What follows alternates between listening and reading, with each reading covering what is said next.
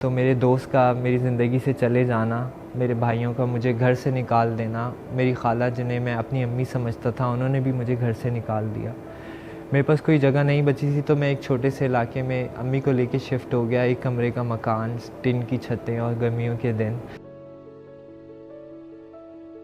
अस्सलाम वालेकुम, मेरा नाम वक़ार यूनुस है और मैं एक फ़लाही इदारे में काम करता हूँ, लोगों की फ़लाह के लिए काम करता हूँ। चाइल्डहुड से ही मेरी ये जो मेंटल हेल्थ है वो थोड़ी इफ़ेक्ट रही है, बिकॉज़ मेरा जो लबो लहजा था सही वो थोड़ा सा फेमिनिन था और मेरे दोस्त बहुत जज करते थे। मेरे पेरेंट्स भी हमारी देखभाल में ज़रा बिज़ी रहते थे, तो इसी वजह से हम 4 बहन भाई हैं, तो मैं ओवरलुक हो जाता था।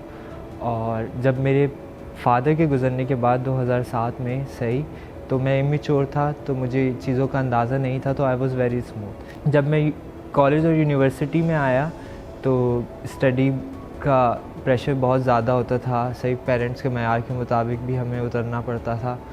तो जब प्रेशर इतना होता था तो लाइक नशा चीज़ जो आजकल हर जगह आम है, तो वो मेरे एक दोस्त ने मुझे रेकमेंड किया और हमने तो फिर जब वो हम उसको डेली बेसिस पे इस्तेमाल करने लग गए तो फिर वो मैं उस चीज़ का यानी एडिक्ट हो गया था सही। और जिसकी वजह से मेरे काफ़ी सेंसेस और मेरे जो इमोशंस वगैरह थे समटाइम्स तो बिल्कुल ज़ीरो होते थे और समटाइम्स इतने पीक पे चले जाते थे तो मुझे समझ नहीं आता था। यूनिवर्सिटी से ड्रॉप आउट हो गया था सही, टर्मिनेट हो गया था क्योंकि मेरे रिज़ल्ट्स इतने अच्छे नहीं थे।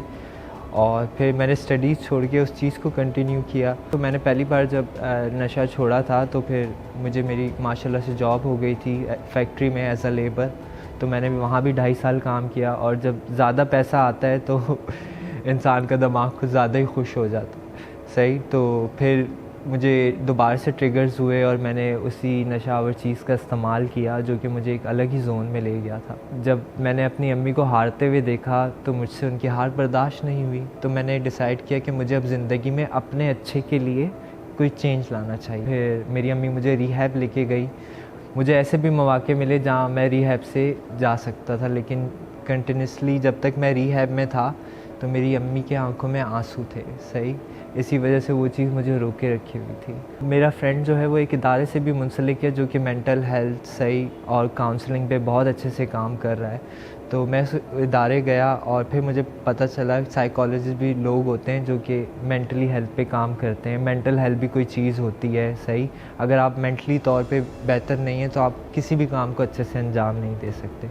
तो हाँ, मैं एक इदारे गया, वहाँ से मैंने मेंटल हेल्थ सर्विसेज और काउंसलिंग भी ली। मेरा मैसेज ये है उन तमाम लोगों के लिए जो कि इस वक्त मुझे देख रहे हैं, तो हम दूसरों की ज़िंदगी से सीखते हैं, हम किताबों से सीखते हैं सही है, लेकिन हमें अपने एक्सपीरियंस से बहुत कुछ सीखना चाहिए कि हमने क्या क्या गलतियाँ की और हम उन गलतियों को ना दोहराएं।